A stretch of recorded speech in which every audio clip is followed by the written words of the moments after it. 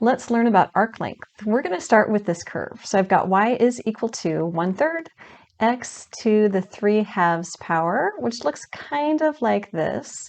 And I want to find the arc length along the interval 0 to 4, so 0, 4. What we need is our arc length formula. The arc length formula integrates from 0 to 4 along our interval, and then I've got the square root of 1 plus the derivative of our function, which you could call y prime, you could call that dy dx, but I'm going to take that derivative squared and then dx. Let's go ahead and start with the derivative of our function. So I'm going to take the derivative of y. So y prime is equal to, I keep the 1/3. I'm going to bring that power 3/2 down in front, so times 3/2. And then I'm going to subtract that power 3/2. I'm going to subtract 1 from that power, 3/2 minus 1. So if I cancel, I end up with 1/2 x to the, that would be 3/2 minus 2/2. So I get 1/2 x to the 1/2 power, also known as that 1/2 power is a square root of x, and I've got the square root of x over 2. Now I can put this into our formula. So my arc length is equal to the integral from 0 to 4 square root of 1 plus this derivative, radical x over 2, quantity squared dx. Let me give myself a little more room. And I can go ahead and work through this. This one turns out really nice. My arc length, again, is 0 to 4. I'm going to square that quantity. The square of a square root just undoes itself, so I get x divided by 4, and then I've got my dx here on the outside. Now this one's going to need a u substitution, so let's go ahead and do the u substitution. I'm going to let u be this quantity on the inside. So u is equal to 1 plus x divided by 4. That means that du is going to equal, the derivative of 1 is 0. The derivative of x divided by 4 is going to be dx divided by 4. But I really want to isolate dx so I can replace it in my integral. So I'm going to multiply both sides here by 4. And I have that 4 du is going to replace that dx. So I've got the dx replaced, I've got what's inside my square root replaced, but I also need to replace my limits of integration. These are also in x. Let's go ahead and put those in terms of u. So to come up with those limits of integration, I know that u is 1 plus x divided by 4. So my lower limit u1 is going to be 1 plus my x lower limit, which was 0, divided by 4. So my new lower limit is 1. My new upper limit u2 is going to be 1 plus my upper limit. So that would be 4 divided by 4. That's 1 plus 1, or 2. I think I've got everything that I need now. Let's go ahead and put our integral in terms of u.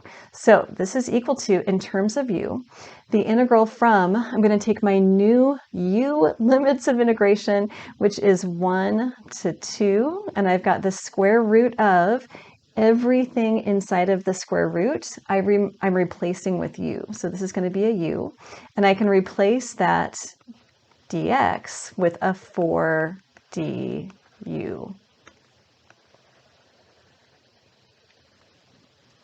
Let's get this thing ready to integrate. I can take that 4 out in front. So I've got 4 integral from 1 to 2, and I can also think of that square root as a 1/2 power. 2 is my index, 1 is my power. Du. I'm going to use a power rule now for integrals, and I am almost there. I'm going to take that 1/2 and add a 1 to it. So 1/2 plus 1 is 3/2, and I'm going to divide by that new power 3/2. And then we're going to evaluate this antiderivative from 1 to 2. Well, dividing by 3/2 is the same as multiplying by the reciprocal. So I can rewrite this as 4 times the reciprocal 2/3 times u to the 3/2 power, u to the 3/2 power. We'll still be evaluating this from 1 to 2. So I really have 8/3. I can also deal with this u to the 3/2 power. I'm simplifying, so my evaluation step is going to be super easy. U to the 3/2, 3/2 is the same as 1.5. So I can break this into a u to the first and a u to the 1/2 power, which is a square root of u. So that's the first power. That is the 1/2 power. And then I'm going to be ready. So I've got u radical u, and then I'm ready to evaluate my antiderivative from 1 to 2. Okay, so what do we get? We end up with that antiderivative evaluated at 2. So I get 8/3, 2 radical 2 minus 8/3, 1 radical 1.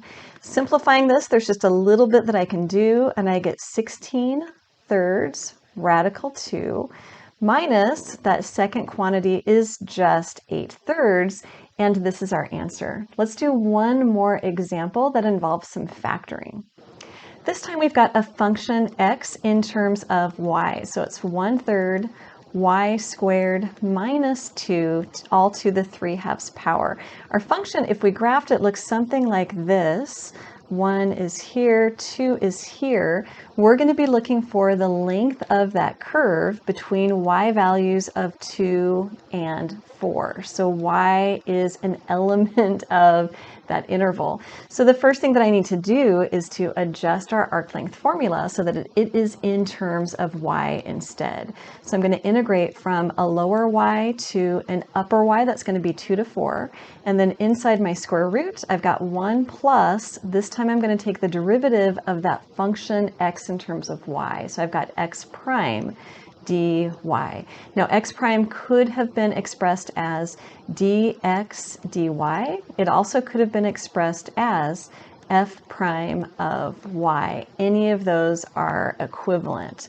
Let's go ahead and do our derivative first. So I want to take the derivative of x. As I take the derivative, I'm going to need a chain rule. And I'm going to go ahead and start with the outer function first, leaving that inner function fixed. I've got this constant multiplier of 1/3. I'm going to go ahead and take that 3/2 power and bring it out in the front. I'm going to leave that function fixed inside, so y squared minus 2. And then I'm going to do 3/2 minus 1, which would be the same as 3/2 minus 2/2. I get a 1/2 here. Now I'm ready to take the derivative of my quantity on the inside. So as I take the derivative of the quantity on the inside, the derivative of y squared is 2y. The derivative of that -2 is just 0. Okay, so what can I cancel? I can cancel a couple of 3's, and I can cancel these 2's, and I end up with, for x prime, I have a y out in front, and that 1/2 power is really a square root, y squared minus 2. Let's go ahead and put this into our arc length formula. So into our formula, we get our length is equal to, we were looking for that arc length between 2 and 4. Everything here is in terms of y now.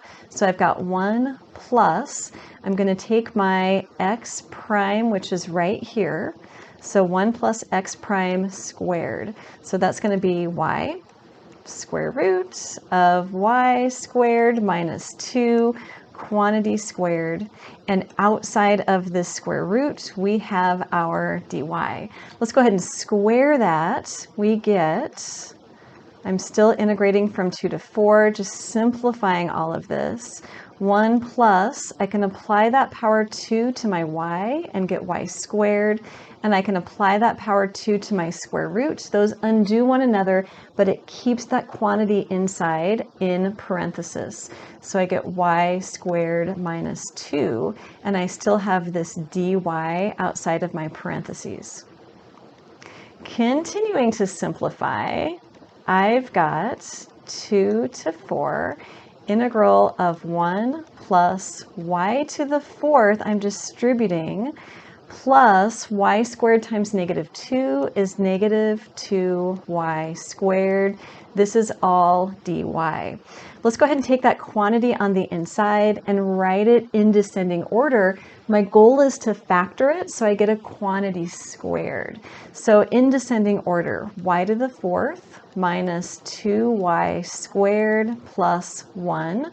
This is a trinomial.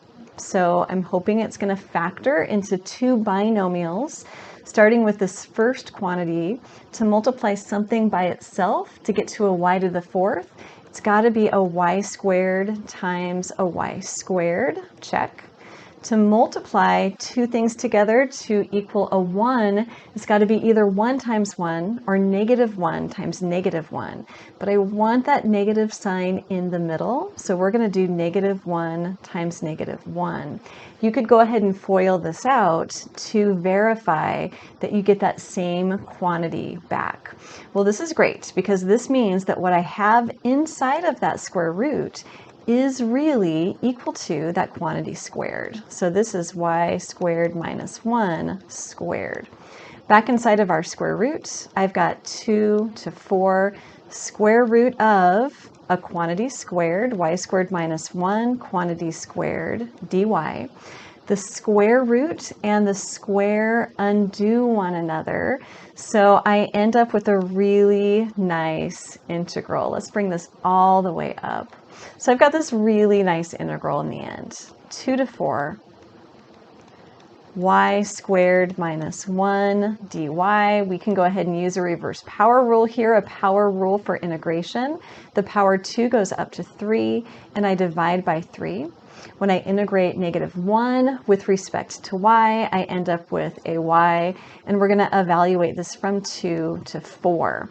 Okay, so let's go ahead and plug this in. When I plug 4 in, I get 4 cubed divided by 3 minus y, which is 4, minus 2 cubed divided by 3 minus 2.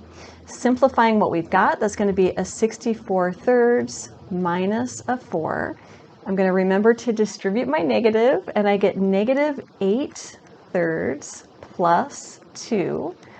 Combining my fractions, 64 thirds minus 8 thirds is going to be 56 thirds. So I get 56 thirds minus 2. But I can think of that 2 as a 6 thirds.